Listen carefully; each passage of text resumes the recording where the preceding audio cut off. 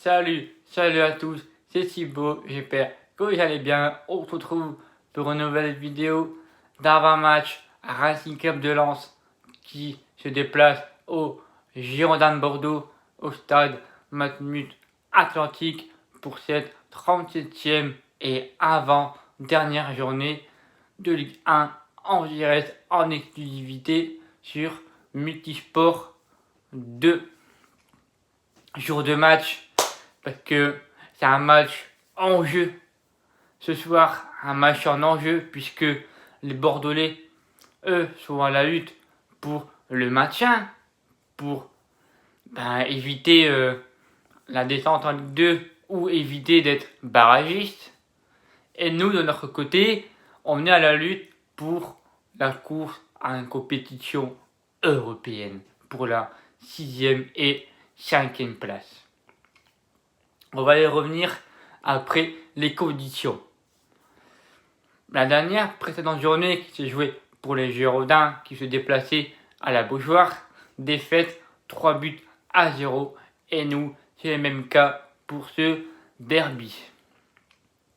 Les Girondins de Bordeaux, 15e, 39 points, 36 matchs joués, 11 victoires, 6 matchs nuls, 19 défaites, 37 buts marqués contre 55 buts encaissés. Le meilleur buteur côté bordelais, Zwang, auteur de 11 buts, je ne sais pas si je le prononce bien. Et le meilleur passeur décisif, Yacine Adli, 5 passes décisives. L'arbitre de cette rencontre, Éric Wattelier. Les absents côté bordelais, il y en a 6. Un qui est incertain, c'est Mexer qui est incertain. Et les 5 absents, Bakwa, Otavio, Laurent Koscielny, Kalu et Atem Benarfa. Côté Racing, Udjani ainsi que Diallo et Matsadio Edara, les suspendus. Carton, Clément Michelin, Flo Sotoka, 3 cartons jaunes. Clément Michelin, c'est sur rouge face à Lille qui a pris un match. Et Michael Gassila, c'est son dernier match de suspension.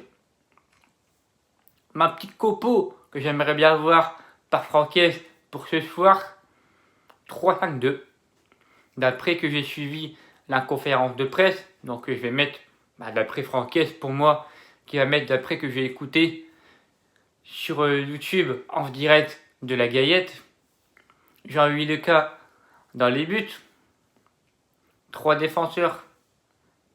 Badé à gauche, à droite, Jonathan Gradis. Et dans l'axe, Steven Fortes. En pôle de piston. Couloir gauche, Ismaël Boura. Couloir droit, La Lièvre. Klos. 3 milieux de terrain, Seko Fofana, Cheikh Doucouré et Yannick Cahuzac. Et à la fin de l'attaque, côté gauche, Ignatius Ganago et côté droit, Simon Banza. Alors pourquoi je n'aimais pas Caimendo? C'est parce que en conférence de presse, Francaise avait dit qu'il n'était pas fan de la paire Caimendo Ganago et qui préférait mettre Boura à gauche parce que puisque Edara il n'est pas présent et d'après qu'il y avait Fortes en conférence de presse, je me suis dit qu'il va, pour moi, Steven Fortes depuis ces 5 derniers matchs, de ces prestations qu'il est en train de nous montrer, elles sont plus que satisfaisantes. C'est-à-dire que là c'est niveau au-dessus, là c'est satisfaisante, et là c'est insatisfait. Et là pour moi, Steven Fortes est entre le plus haut et satisfaisante. Pour moi il est entre les deux. Et pour moi Steven Fortes mérite de finir cette fin de saison, ces 2 derniers matchs pour moi. À l'image de Fortes en pôle dans l'axe. C'est son vrai poste pour moi en défense et non pas un défenseur de côté. Pour moi, c'est dans l'axe, c'est son poste, c'est son vrai poste. Donc c'est pour ça que j'ai décidé de le mettre titulaire et mettre Simon Banza et non pas. Moi j'aurais bien aimé jouer en 3-4-1-2, mettre Kakuta en 10, là où on est plus performant offensivement et défensivement, avec Fofana qui monte de plus et qui descend d'un cran, mais le 3-5-2 qui est du fait que Seko il peut plus monter et KU prendre sa place, en gros comme un 3-2-2-2 quoi, si vous préférez, mais pour moi Seko Fofana il va bien s'amuser contre les Girondins de Bordeaux, c'est que j'espère, parce que c'est un match en enjeu pour nous, il faut absolument gagner, absolument s'imposer à Bordeaux et de rêver notre place européenne. On verra à 21h qu'ils vont nous proposer nos joueurs. Et j'ai entendu sur les réseaux sociaux, sur Facebook, qu'il y aurait un rassemblement à Bordeaux de la part de certains supporters. Donc ça me ferait plaisir si jamais des supporters seront à Bordeaux pour accueillir nos joueurs. On verra ça demain. Mais pour moi, la victoire, il faut impérativement la victoire, prendre ces 3 points avant de finir en beauté contre l'AS Monaco. Mon petit prono pour les Bordelais, je vois une victoire 3-0. Je vois un but de Jonathan Klaus sur coup franc. Les buts, c'est que sur coup pied arrêté. Coup franc de Dionino, suivi de 2 corners. Un coup de tête de Loïc Badé et une autre coup de tête de Jonathan Grady. Mon quintet pour ce match: Jonathan Klaus, Seko Fofana, Ignatius Ganago, Yannick Cahuzac et Jonathan Grady. En commentaire, n'hésitez pas à me dire votre prono, votre quintet et votre copo. Amis bordelais, bordelaises, je sais que j'ai beaucoup de supporters du Gendarme Bordeaux sur mon Instagram. N'hésitez pas, vous, à me donner votre prono et votre composition d'équipe qui va mettre Gasset.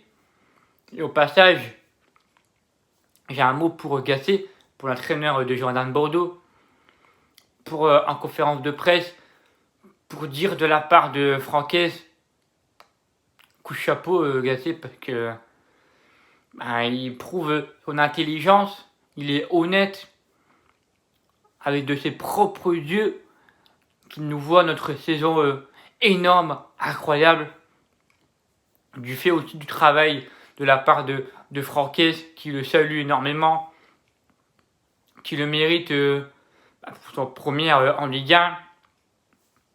Et je suis très content de la part de Francaise, et surtout Francaise fait partie des votes pour le meilleur entraîneur de Ligue 1, suivi de Pélissier, l'entraîneur de Lorient, Franck L, Nico Kovac, Rudy Garcia et de Christophe Galtier. Voilà les 5 nommés pour le titre du meilleur entraîneur de Ligue 1 saison 2020-2021. En commentaire, pour vous, qui sera le meilleur entraîneur de Ligue 1? Pour moi, j'ai voté pour Tonton Aise, sans hésitation. Pour moi, c'est mérité après Kovac ou Galtier, mais pour moi Francaise, il le mérite amplement. Voilà les amis, je remercie à Damien, mon monteur d'intro et d'affiche pour ma chaîne YouTube. Merci pour tout ton travail mon pote, continue, et tu aides bien à la chaîne mon pote, donc c'est pour ça que je te salue. En description vous avez son Instagram 1-8 club-8 en-8 Nord, un club en Nord. Vous avez son Instagram en description. Bon voilà les amis, Sur ce, le Racing Club de Lens, ce soir, sera officiellement européen. Vous allez voir, le RC Lens sera qualifié pour l'Europe. Je vous disais en début de vidéo les conditions pour Lens que soit officiellement européen. Pour que le RC Lens soit européen, il faut ces conditions-là. Qu'on s'impose impérativement contre Bordeaux et que Rennes s'incline à Monaco. Si Monaco bat Rennes et que nous battons Bordeaux, nous sommes officiellement européens. Ça crée que pour la 5e place, ça se jouerait entre le Racing Club de Lens et l'Olympique de Marseille. Mais si jamais Marseille font match nul, nous on prendrait la 5e place. Et ça crée que la 6e place se jouerait entre l'OM et Rennes, puisque nous, on a déjà distancé Rennes.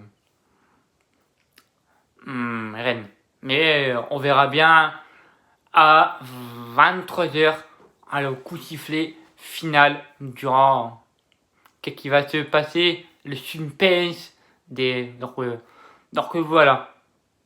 Sur ce, profitez des vôtres. Comme je vous dis, le Racing Club de Lens sera officiellement européen. Allez, Lens soit un jour, Lens soit toujours. C'était Thibaut. Ciao.